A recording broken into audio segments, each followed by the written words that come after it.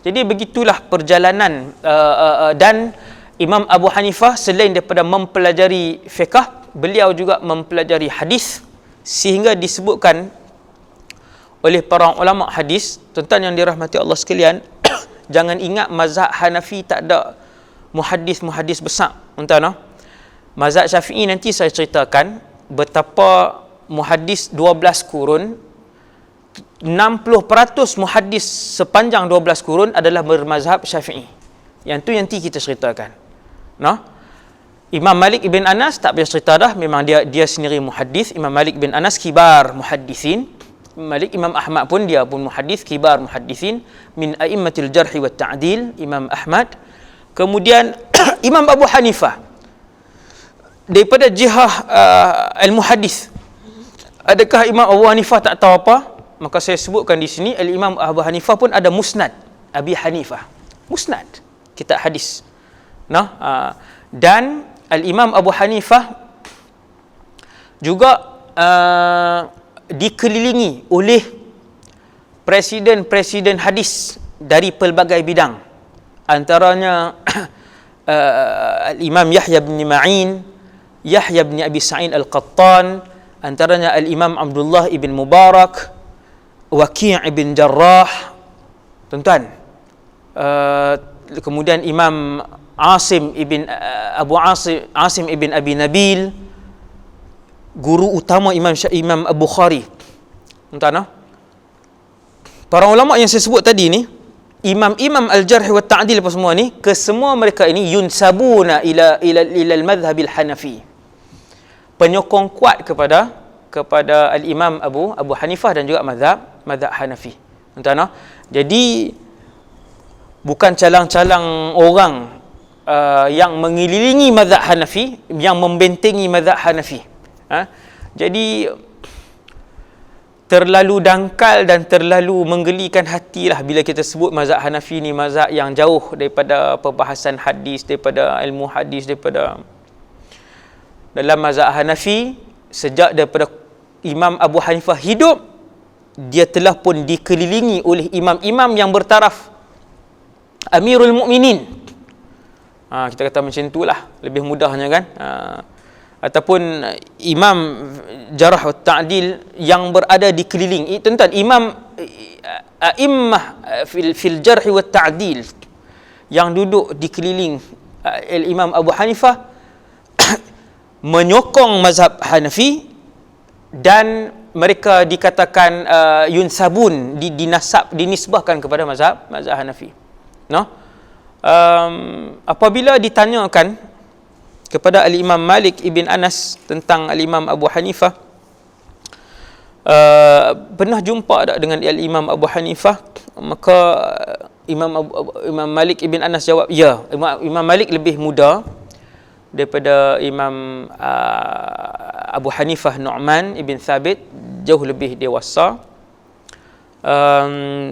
Bila ditanya kepada Imam Malik, ni saya ambil satu daripada ratusan contoh, pujian ulama salaf yang besar.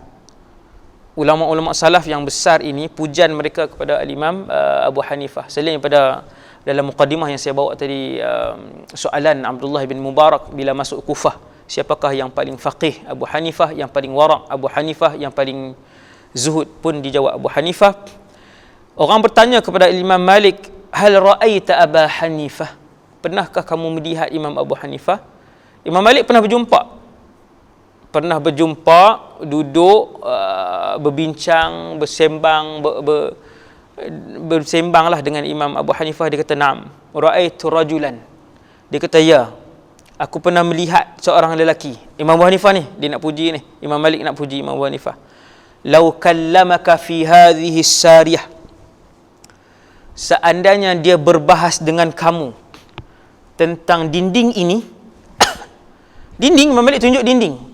Aku pernah berjumpa dengan satu orang lelaki, kalau dia nak berbahas dan berdebat kepada kamu dinding ni yang saya tunjuk ni dinding simen lah.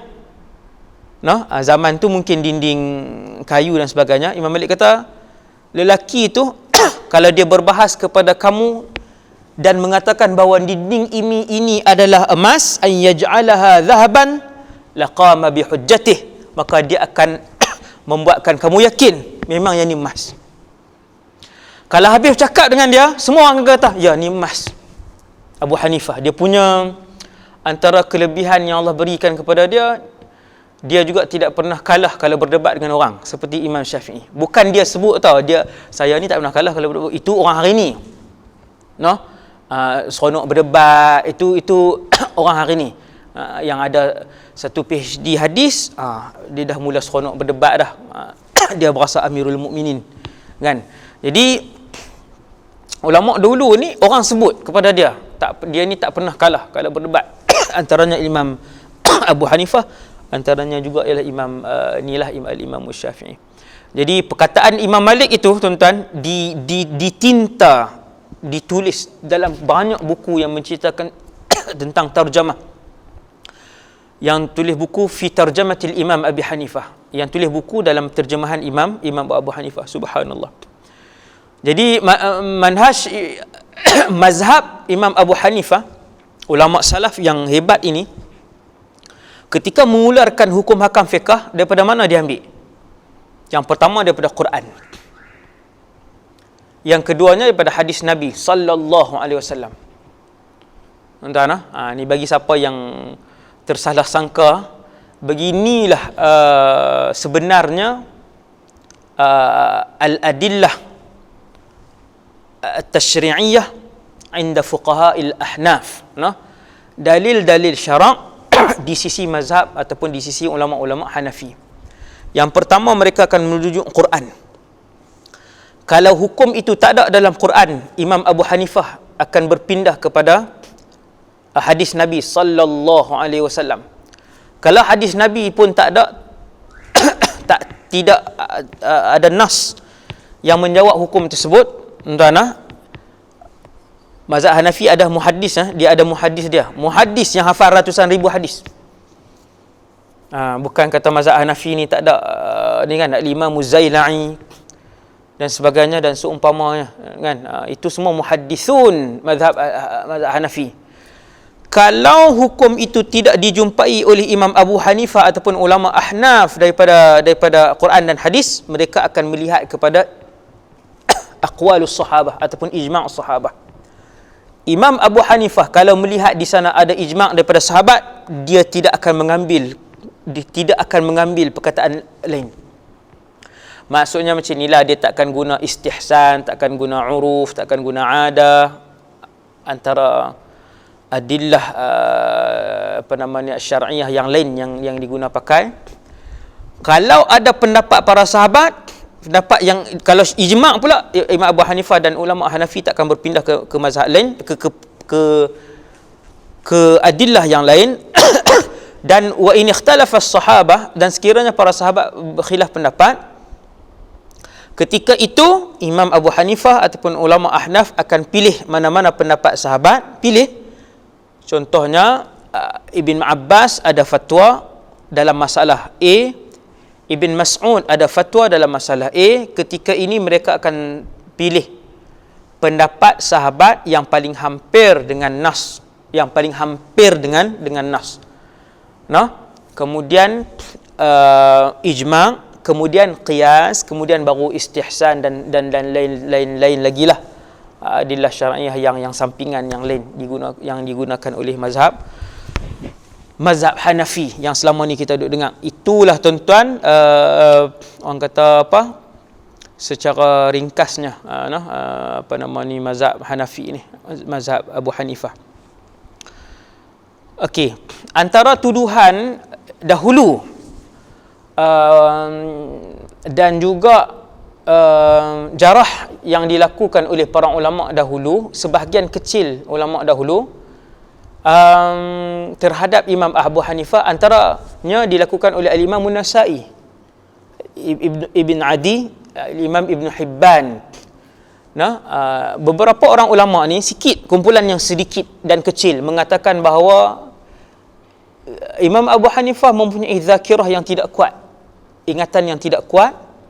Kemudian bid'atuhu fil hadis qalilah, Mereka juga mengatakan bahawa Imam Abu Hanifah tidak mempunyai badai', orang kata apa, ilmu yang mantap dalam hadis tak banyak, dan kesemua itu dijawab dan dibela oleh kumpulan ulama yang berpuluh-puluh kali ganda lebih ramai, sehingga adalatu al-Imam Abi Hanifah tawatarat adalatuhu, sehingga keadilan, adalah, orang kata apa, kealiman dia, wara' dia, alim dia, cerdik dia menjadi mutawatir di kalangan para ulama.